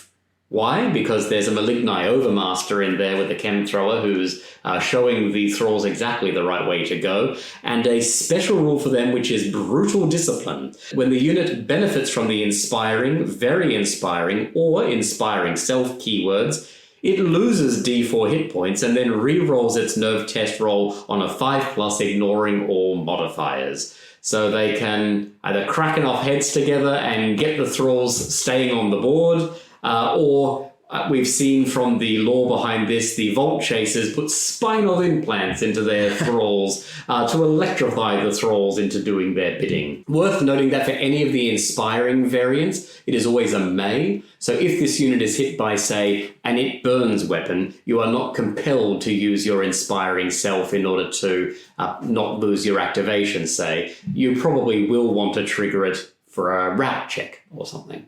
Yeah, at Nerve 7, you're not re-rolling. It's just the it's really there for like the 5-up second, like take some hit points to stay on the board, like to maybe roll your second on a 5-up and stay on the board. I would spend wounds on any unit to get that, right? So that's pretty cool. Yeah, the points costing is a little bit off, so hopefully that changes soon. If it does, then yeah, it's like scarecrows and zombies and that.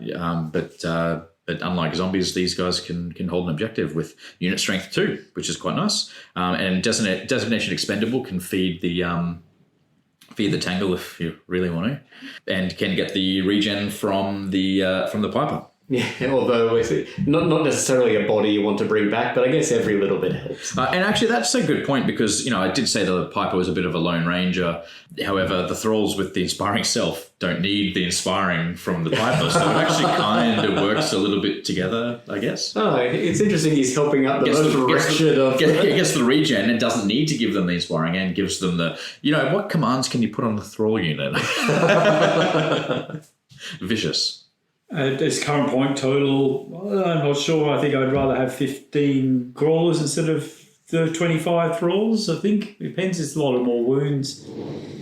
Yeah, if I can go up to 30 and be a bit cheaper. Yeah, that I can see because I'm used to taking 20 scarecrows for about 100. So it just seems a bit expensive to be going up a bit further than that. So if points change, probably worth it. Yeah.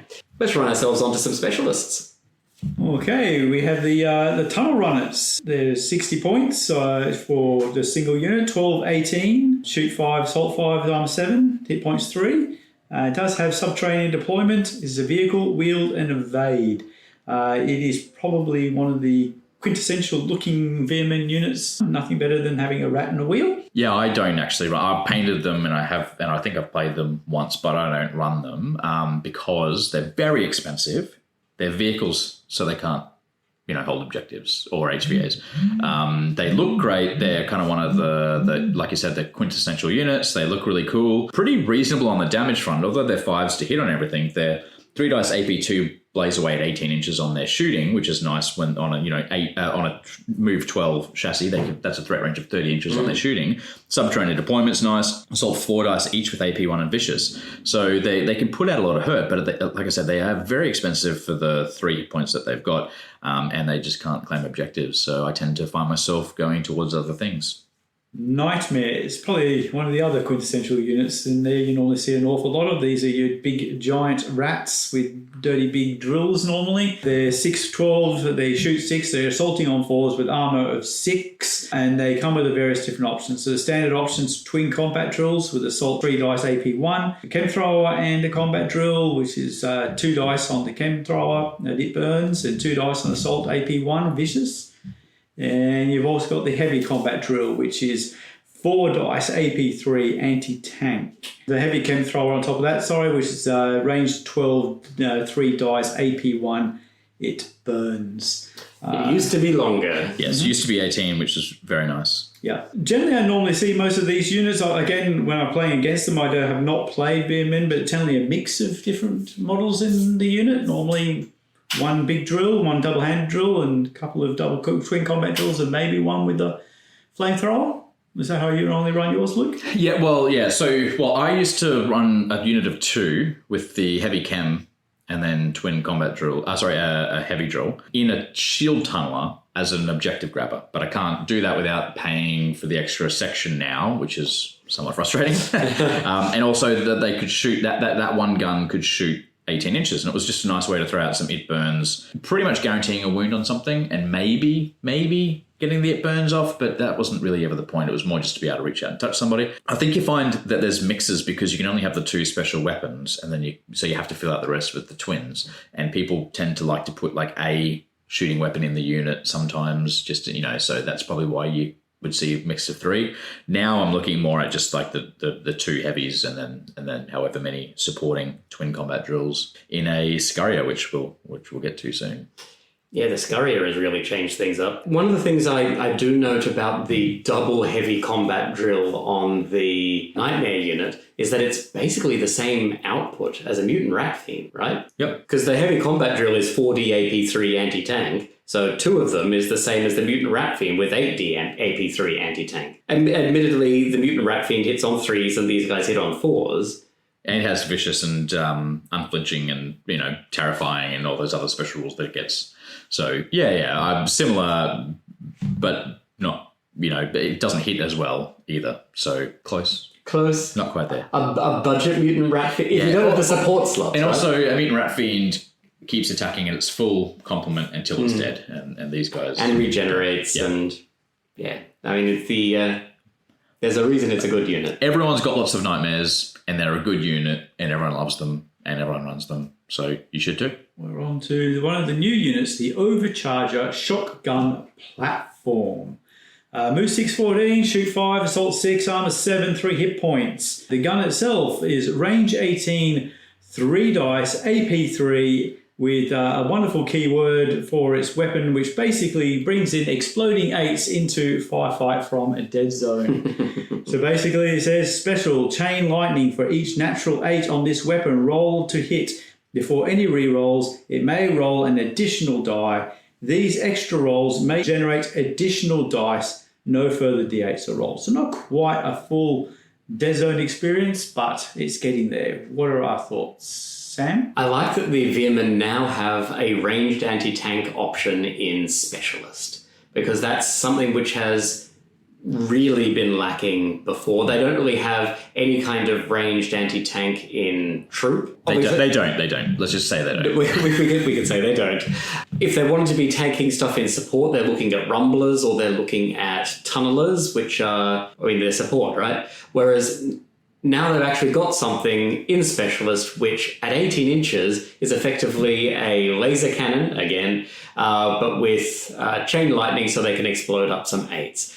And it's on a platform which, if the enemy charge it, it might do a little bit of damage back. You're certainly not taking it for the assault, but it can attack back in a pinch. Yeah, I mean, Assault 6 isn't the best, but it's still 3 dice AP2, and you're taking these in units of 2.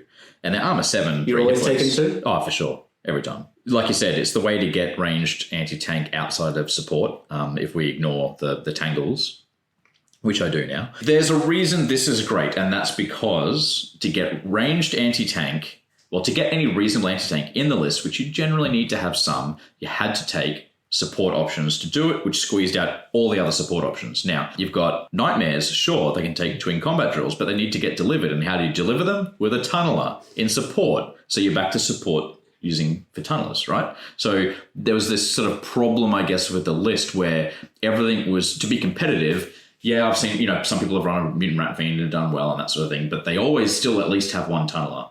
And the whole thing is just squeeze you always into tunneler. Mm-hmm. So now this gives you options to sort of open up those support slots a bit more to something else, because you can get your ranged anti-tank in a specialist slot. And you can take 2 of these as well if you want. 2 units of 2 comes out at 135 points each. So, not terrible for a unit like that. And maybe you'll explode some 8s. Sweet model. Yes, it's so good. Like worth running them just for the model. Brood Guard, 612, shoot 5, assault 4, which is armor 7, HP 2. Comes with basically a halberd, which says cam thrower, which is range 2 dice, it burns. And we're also in combat is 3 dice, AP 2 in combat. Again, don't normally see an awful lot of these, and I think it's potentially because it's sitting in the middle of other options. Yeah. Yeah, it's a do-it-all, but not too great on any of them. And being height 3, they're taking up 2 capacity still in a transport, so you're not getting any benefit over the Nightmares that way, except the sort of essentially the extra cost. They've got some nice things about them, but the 2 hit points, just make them 3. If they were 3, they'd be good. And just where they are right now, I don't think they are. I think it's also what you mentioned before. Everyone already has so many Nightmares, right? And these are playing in the Nightmare space. They're also resin models, and they are sweet models, but, they're harder to come by when you've already got a lot of Nightmares. Unless you're actually taking them as a retinue for a brood mother, which, you totally can, you're probably not running these on their own, even though they are unit strength 2 for 70 points, which is good. Night Terrors. Moving 9, 15, shooting on 7s, assaulting on 5s, 6 armor, 4 hit points each. They are beasts, bulky, subterranean deployment, sure-footed, and countercharge. They come standard with Night Terror size, 4 dice, AP2, vicious assault, and can be given a heavy chem thrower, which is range 12 now, 3 dice, AP1, it burns, and toxic. I have run these innumerable times. Yeah. So they're down to 12 inches now for the shooting attack, which kind of changes them a little bit. So the 2 ways you run Night Terrors, 3 ways really. You can run them as a combat unit, which means that they're probably running up the board, because you can't assault someone when you subterranean deploy. So if they're don't have a shooting attack, you're burrowing them up somewhere and sitting there looking at the enemy. You may as well have run them up the board at that point and maybe attack something along the way. So if you're running the combat weapons, you're not subterranean deploying them, so you're paying for ability in that case that you're not going to use, because there's no real reason to do it, because you can't even bring them up late to try and snatch late objectives, because they're beast, so they can't even do that. Well, I was going to ask bringing them up late, as in the final activation, to then have a first act charge in turn 3. But yeah, which totally can do, but again, you're now not participating in the game until turn 3 and of a 5-turn game. Yeah. So then you look at the shooting attacks, and I think there's 2 ways to play them then, and you don't need to choose before a game which one you're going to do, which is great, right? Versatile unit. You can subterranean deploy them, or you can walk them up the board. I always used to run them with the heavy chem throwers at 18-inch range with a 9-inch movement. You can walk forward and shoot someone with it burns and toxic, and straight away, and it was brilliant. 12 inches doesn't let you do that anymore, but it doesn't really change the way that they play if they burrow. So if they're subterranean deploy, the 12 inches, you've just got to come up outside of 9, right? So the 12 inches isn't actually that much of a hindrance anymore. For You're me, just a little bit closer than you were before. yeah. You know, so I think they're still fine. The only reason I'm less likely to take them now is because there's just more options to do things with that do score, and these are beast. And that's about the only reason I would consider not running them anymore. You have a greater variety of other options, and they may be outcompeted with their ability to score. Yeah, no, that's fair. Not sure if anybody's heard, but there's another tunneler which is called the Scurrier. It's a special slot, 80 points, speed 8, 12, shoot 5, assault 5, armor 7, 4 hit points. It is capacity 15, subterranean deployment, tracked and vehicle. Comes with the standard rock crusher drills, assault 4 dice, AP 4 anti-tank, and can get overcharge capacitors for 5 points, range 12, 3 dice, AP 1, which is a one-shot seismic special chain lightning, same as the shotgun platforms. I really love the existence of the Scurrier. As we were saying before, the Veer-myn support slots were just so heavily particularly for transport. Aside from Enforcers and Veer-myn, there's no other factions in the game who have all of their capacity sat in support. Well, now it's just Enforcers, because Veer-myn now are able to take the Scurrier in order to give them subterranean deployment on any of their transportable units, and it is absolutely the way you expect Veer-myn to be able to play. This has really opened up the ability to do that just by taking the pressure off the support slots for the Veer-myn. Yeah, and it comes with the standard rock crusher drills, 4 dice, AP 4 anti-tank, which is no slouch. The overcharge capacitors, if you've got the spare 5 points, they actually solve the problem that I was talking about with burrowing the Night Terrors, which is you pop up and you're in a melee unit, you can't do anything. Well, he can pop up and just do that once, and then next turn charge off and do things. But more importantly, he's delivering capacity 15. Now, he can't take to extra tunneler sections, but 15 is ample to do lots of work. Right? Yeah. Does lose heavy armor to gain that capacity 15 as well. And obviously it's in specialists, which is great. It is worth noting with capacity 15, you're probably carrying 2 units in there because, unless you're carrying one big squad of stalkers, I guess, but you're probably not. You're probably carrying something a bit more valuable in there. You can obviously tunnel up and then chain in order to charge one of those things out. Because you don't have heavy armor and you do only have 4 hit points, you're basically a +1 armor mule carrying whatever else is the second thing that's in there. And mules go down pretty quickly if someone wants it to be. So, although you will certainly get 1 charge out, if you have a committed opponent or you have brought it up not in a terribly safe place, the second unit may be getting activated and pinned before he gets to do anything. Well, I've got a strategy for that when we get to lists. I'll explain it there. Awesome. And overcharge capacitors for mine kind of sit in the same sort of category as shoulder rockets. If I have 5 points at the end, sure. Okay, another one new unit, the Crone Sister, specialist at 80 points, speed 614, does not shoot, assault 4, armor 7, 3 hit points, nerve 3+. She has a poisonous tail, which is assault only, 3D, AP 1, and toxic. So I forgot the special rules there. Advanced training, designation Vault Chaser, inspiring, invigorated, protection, and tactician, 1 black dice.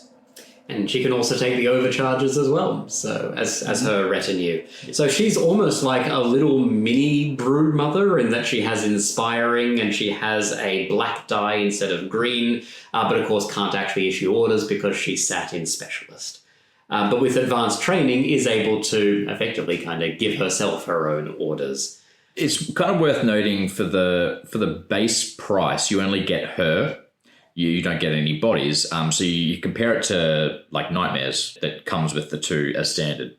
So, and you're starting to get a lot less enamored with the Crone Sister at that point. She comes with those extra abilities, but again, it's one of those, like, it puts her in this weird in-between area. I think if your plan is to walk Nightmares up the field and you have Vault Chasers, consider the Crone Sister instead, because you can unpin her and stuff a lot more easily with your techno-ready engineers.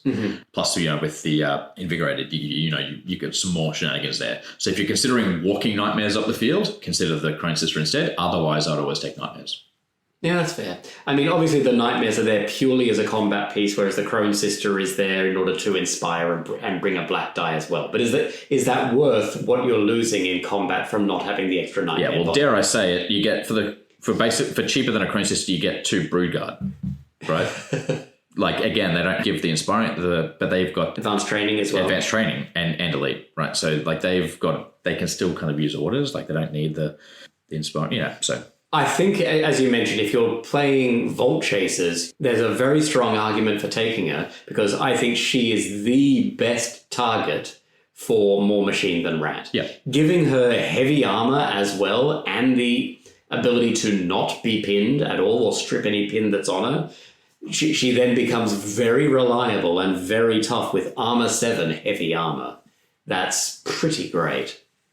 But, of course, you're then having to hit her with an order. She's also a great target for the Crone Mother's order as well, because she's a very solid assault piece, which can get a free 6-inch up before a charge and, as a Vault Chaser, not take the consequential damage. So I certainly think there's use for her, but she doesn't suit every list. Last of the specialist units, which is the Claw Shots. Specialists, 80 points. They're 6-12, shoot 5, assault 6, armor 6, 1 hit point each. No 5+, they have a small unit of 3 as their special rule. They have a heavy long rifle, which is a range of 36, which is unheard of for most Veer-myn. This will be well and truly over the horizon for them. 2 dice, AP1, blast D2 with slow reload and sniper scope. Any additional models cost 25 points each. I think I've only really, though, seen these once in the game, but they look okay. But I've got a good feeling there. Again, it comes down to the fact of other options in that slot. Yeah, and the specialist slots are even tighter now. Yeah, exactly. And so the Blast D2, by the way, is only on the leader, not on the rest of them. Oh, yes, sorry. The unit would be a lot more enticing if it was Blast on all of them. And then, so running a unit of 5 of them with Blast D2 on that and Sniper Scope is a lot more enticing, I think. But, for 80 points competing in the specialist slot, just they're a bit too expensive for what they do, I feel. I wouldn't take them as they currently are. It is interesting comparing them to the GCPS sniper units because these have double the shots on all of those snipers, but you are getting fewer models. They're armor 6, whereas the GCPS snipers are stealthy. And I think the big thing, of course, the GCPS snipers start at shoot 4. Yeah. But that's it. These are consequentially cheaper. I quite like GCPS snipers, but I don't think they suit every list. I think it's not that claw shots are bad, as we've said. It's just that you're probably doing other things with your specialist slots. But if you do want to run them, they do what snipers do, which is take upgrades out of units. They put out, for rats, quite quality shots shooting on 4s. They've also received an indirect boost from alignment protocols because before their slow reload was absolutely crippling for them because it meant they were pretty well always shooting things in cover. Now, when they do their steady aim action, they are at least able to remove the cover. So they probably are a little bit better this side of alignment protocols than they were. Yeah, but you're still not moving them and shooting, which can be a massive downside. It is, though, with a 36-inch range, as long as you've set up your sight lines well at the start of the game or been able to get them in a building, they're not bulky and they can get up onto building rooftops. All right, so we're into the last category, support. The first up is the Rumbler, and this got a glow up, boy howdy. So base price of 60, and then can take a second Rumbler. That's the glow up for another 60. So Rumblers were so awful to spend your support slots on that it made you sad. I ran one once because I played a 1,000-point game. And I was just like, this is so bad. What I ended up doing was going, hey, this has got an anti-tank gun in it. I'm going to push it forward as bait. And the bait was taken. So it soaked up some shots.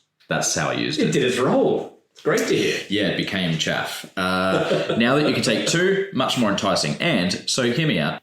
Taking 2 as a pretty good anti-tank option is pretty good. Oh, by the way, they have controlled fire. So that's always fun. Yeah. So 24 inches for 3 dice each, AP3, anti-tank, anti-aircraft, and devastating D2. I wish it was devastating 2, but we can't have everything. So that's 6 shots for a unit of 2. AP3, anti-tank, anti-aircraft, and devastating D2. That's not bad for 120 points. No. It's probably one of your better anti-tank ranged options in the list now. But what's interesting is if you take a look at the super heavy chem thrower as an option, now that you've got the overcharges to handle the anti-tank, you can start to mess around with your support slots a bit more.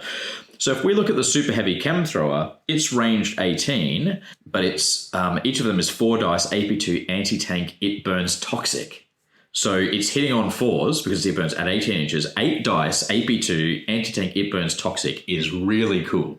That's very interesting. I mean, obviously, as it burns, it's not able to target aircraft at all. Yep. So, it's a lot of dice. AP2 anti-tank. It burns toxic. That's a lot of wounds coming out. Well, I mean, it is effectively double range 2 bursters. Bursters are each 2D AP2 anti-tank. It burns toxic. Yeah. And so it's 2 18-inch range bursters. And silly me only painted up rumblers with the super heavy ray gun, and now I'm like, well, I've got them assembled, but I haven't painted them. Now I'm going to have to paint these because I think I want to run that. They look really fun.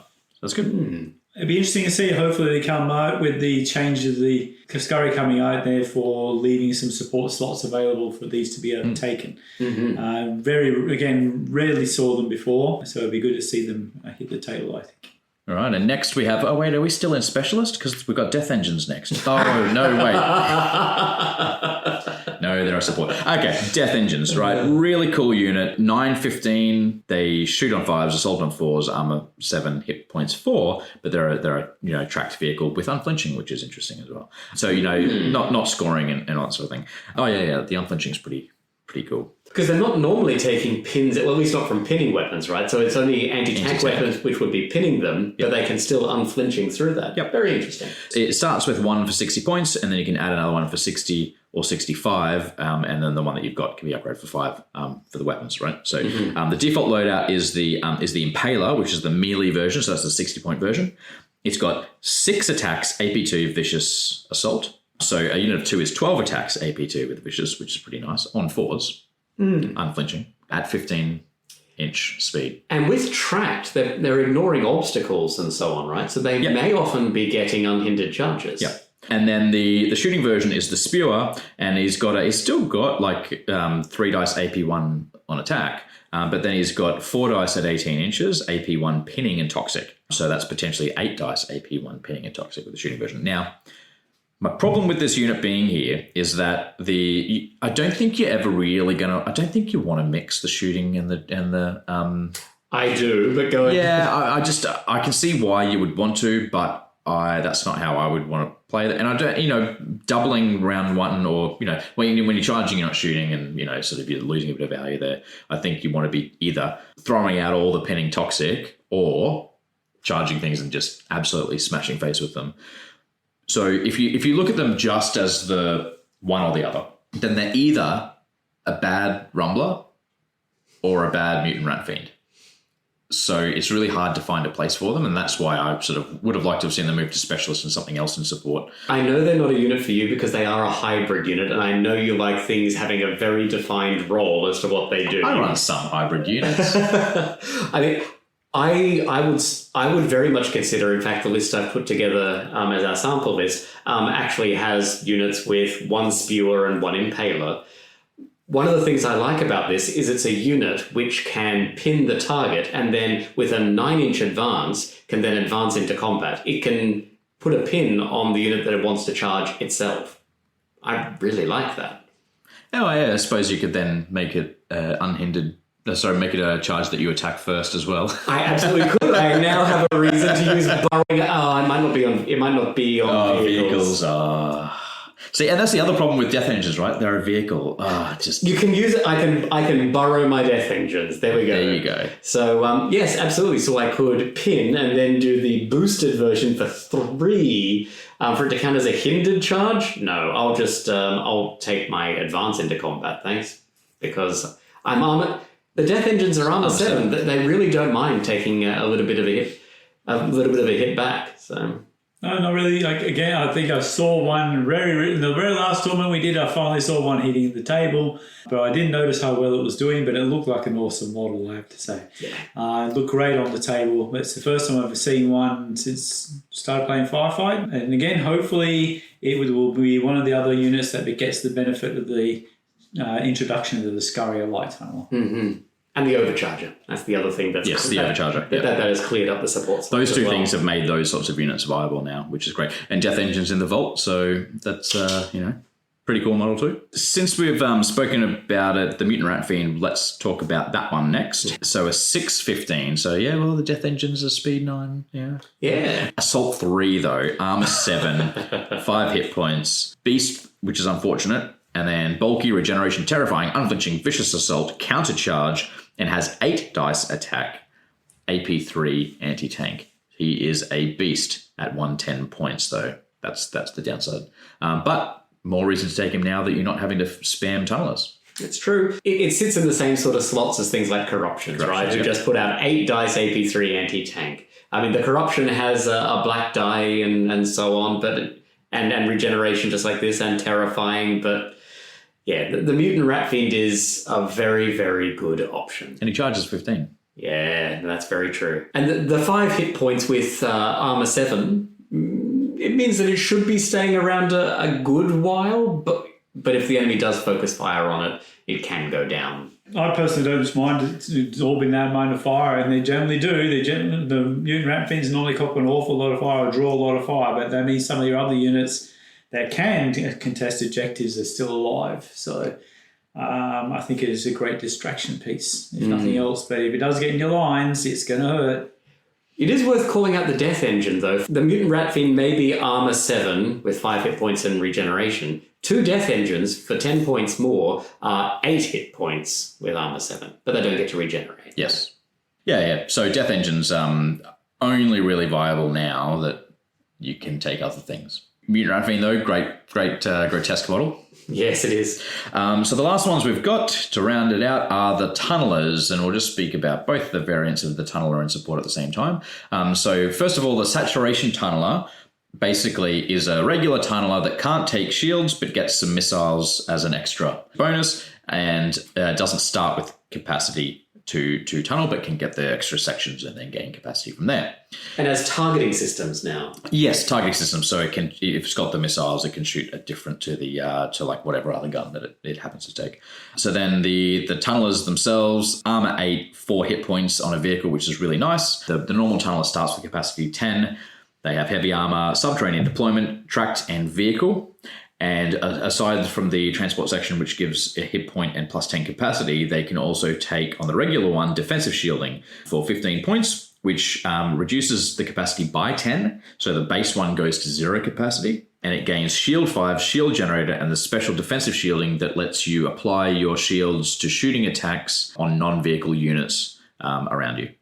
I think tunnelers are great. But I said they probably get replaced now by the Scurrier, but different role though. Yeah, right? it's a slightly different role, but I think tunnelers are great. Again, it's another quintessential unit. In Veer-myn, you always see them on the table. It's so iconic, right? It's the iconic unit, and to be taken, whether or not you need to give the other options on them these days, with the other options that we now have in the list, I don't think you need to, but if you want to, you can. Yeah, I think you're still taking them for the shields. That's why, like, if you just want transport, go with Scurrier, probably. If you just want anti-tank, there's other options. So I think you're wanting something that has all of those things potentially, like potentially is transport plus anti-tank plus the shielding. Like I think if you want that combination, you still take this. And then the saturation tunneler is more viable now with the targeting systems, but still for me personally, I don't think I would take it. I think there probably is still scope for the regular tunneler without shields, in that I may want to burrow a unit up behind enemy lines. That means I need to have capacity, and I may want that to actually have a gun and to hang around and actually have armor 8 and heavy armor rather than armor 7. I might want a tank in your back lines. You may not actually have the unlocks to be able to put the Scurrier in, and you might have to take the unlock. Because those slots are also quite competitive now. Yeah. So I think there's still a role for a big, chunky, hard-to-kill vehicle that erupts up in the enemy backlines, shoots, runs in with drills, drops off a unit on the way. That role, I think, is still there. Well, and not just for burrowing, right? The number of times I've used a tunneler as mobile cover at that armor 8, heavy armor. I've made conga lines of tunnelers to shield like half the board with all my stuff I don't want shot. They're actually fantastic mobile cover. Mm-mm. So that wraps up the review. How about we jump into some sample lists? And I may as well go first because mine's already open. So this list doesn't have a fancy name yet because it was actually a list that I was planning on playing. And then when this came up, I went, hey, this has got all the new stuff in it. It's called Veer-myn New. I don't think I'll call it that when we make it public, but that's what it is currently. So this has 2 progenitors with the chemical grenade launchers. So that's providing lots of haze stuff out like I've spoken about before. It's got a Piper with 6 rat swarms, and I'll talk about why soon. A Techno-Ready Engineer with 2 thralls just for the extra hit points. I've got a big unit of crawlers, so there's 16 bodies in that one. I've got Vault Runners, so 2 of those units, and both of them are full units with full trappers. So they are 144 points each, but looking to put out some hurt. There's just a regular Stalker unit at 13 bodies. 2 Maligni, like I said, holding backfield objectives and just putting out those 10 dice at AP1, so the heavy ray guns on those. A unit of 4 Nightmares with 2 heavy combat drills, and then the 2 twin combat assault drills. I'll get to why in a moment. 1 double overcharger unit, the Scurrier Light Tunneler, and then a regular tunneler with defensive shielding and the super heavy ray gun for another anti-tank option. So that's 14 drops at 1,500. Now, why those units in particular? So the Scurrier with the capacity 15 means that I can have that unit of 4 Nightmares in it, taking capacity 8, and then I have a capacity 7 Piper because there's him and 6 swarms in there as the commander. So the idea with this is you pop up the Scurrier. So you do your double activate, you pop up your Scurrier, and then you use the Nightmares, and because they're in the Scurrier with the Piper, who is a commander, they can use the order to make their charge unhindered, so they can charge out just at their base attack speed, attack value, and they can charge out and hopefully kill something, because that's a lot of attack slapping you at Assault 4. And then, yes, that's your double activation. Maybe the Scurrier will die and the Piper will be activated. Who cares, right? Because he'll still stick around with his regen and stuff for later. But if they don't, he then charges out and uses his order to go up to 8 rat swarms and then attacks with, 20-something attacks and hopefully takes something else out. Now, he obviously is hindered and, unsighted and that sort of stuff coming out because the Nightmares have already used the order. But then because he's got so many bodies, he can use haze grenades. So because he can use the 2 orders because he's only benefiting from one on his turn. He's benefiting from the order to add the extra rat swarms to him. So then he charges, whatever happens, and then he uses the haze grenades to in fact you probably use it before you do the attacks, right? Because in case you lose combat and become pinned, you can't then you can't then use it. But he can still do them both. He just doesn't benefit from the haze grenades in that activation, so it's all legal. And that's the list. My list is called 2 Strikes and You're Out. And it's basically based all on 2 Strike Force boxes. It uses every single model but 1 progenitor with the sniper rifle. So you'll be able to build this list from that. So it basically goes on 2 progenitors with the chemical grenade launchers, another progenitor with the sniper rifle because that's what's on the sprue. Then we have 2 units of 19 crawlers, 20 crawlers in total with the leader. A unit of 5 creepers because I need the unlocks. And it also takes up the rest of those models. There's also 2 units of 15 stalkers in there. 2 units of Nightmares with 1 with the heavy combat drill, 1 with the chem thrower and combat drill, and 2 with the dual combat drills each. The 4 tunnel runners that you get all go into a single unit because, again, unlock problems. And finalising off with 2 tunnelers, and I just gave them the heavy chem thrower on there just to round out the points. It comes out to 1496 points, and as I said, it uses everything in 2 Strike Force boxes except for 1 progenitor model. That's excellent. That's awesome. I like that. My list is called Maximum Power. It's entirely Vault Chasers, just in honor of all the new stuff which is dropped in. So I have 2 Technorati engineers, each with a pair of thralls, and the Crone Mother. 2 full units of stalkers, each with 1 trapper. 3 units of Vault Runners, all with twin trappers. 2 Overcharger shotgun platforms in a unit. The Crone Sister with 2 Overchargers. And 4 Death Engines. Each of them done with 1 Spewer and 1 Impaler. Also worth noting that this list is entirely printable. It is all made from the Vault. You could print this entire army. That's pretty cool. 1,500 points. Nice. Print to go burr. Now I want to play Veer-myn. Do it. Why none of us?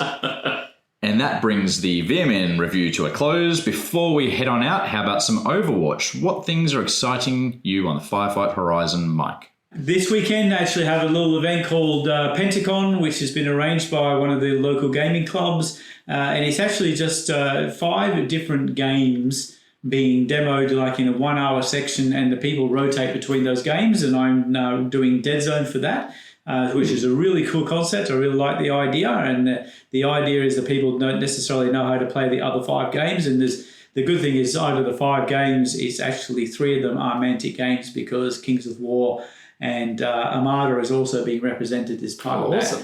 So that's really good. I'm happy to be part of that. And in 2 weeks after that, I have SpringCon coming up, which is a Firefight tournament on there. And then my next tournament after that will be in January, which is the Clash of Protocols, which is tacked on to the end of Clash of Kings here in Australia. And we had a good 18 people there last year, and the ticket sales are really going strong for that at the moment, and it's looking really good for January. So I'm looking forward to that. That's wonderful. I've got to get my ticket for Clash. And I'm also really looking forward to SpringCon as well. I really need to get cracking on getting my Mat Sedan painted. Otherwise, I'm going to have to pick a different list. But no, the thing that's on my immediate horizon, one of the local chaps has put together a narrative-based campaign for Firefight called The Dying Light. Back in the depths of time in our first episode of Controlled Fire, when we talked about what was really our jam when it came to gaming, I called out narrative campaign gaming as my zenith when it comes to playing tabletop gaming. So I am so excited that I get a chance to play in a Firefight campaign, and also that I don't have to run it, which is wonderful. Really, really looking forward to the Dying Light campaign in Briz. So for me, I've got my mind on a lot of other things at the moment. So I've been pretty inactive on the sci-fi front, so that I'm not spending too much energy in it right now. A couple of big things coming up, very close to each other actually, is that I'm hosting the Kings of War Masters, which is coming up in about 7 weeks. And in about 8 weeks, we're having a baby. So that's that's a lot happening in a short amount of time, and it's not very far away. So yes, 4 days after Masters is when baby's due. So yeah, that's tight. Very tight. Very exciting times, man. So everything else is a bit of a back burner to those things at the moment. Now, I'm hoping to make it along to Mark's Dying Light campaign sometimes, but I'm not sure how viable that's going to be, but we'll do our best to see how we can get. And SpringCon's going to be my first SpringCon kind of missing for quite a while. I'm hoping to rock up and help run the Kings of War tournament and bring my kids along to help with the board game area on one of the days. But given that it's school holidays and they're visiting, we're going to have a bit of family time. So unfortunately can't commit to the whole weekend. And that brings us to a close. So until next time, invigorate your enthusiasm for Firefight, scurry to the table, and unleash controlled fire. Hear the tales, fierce and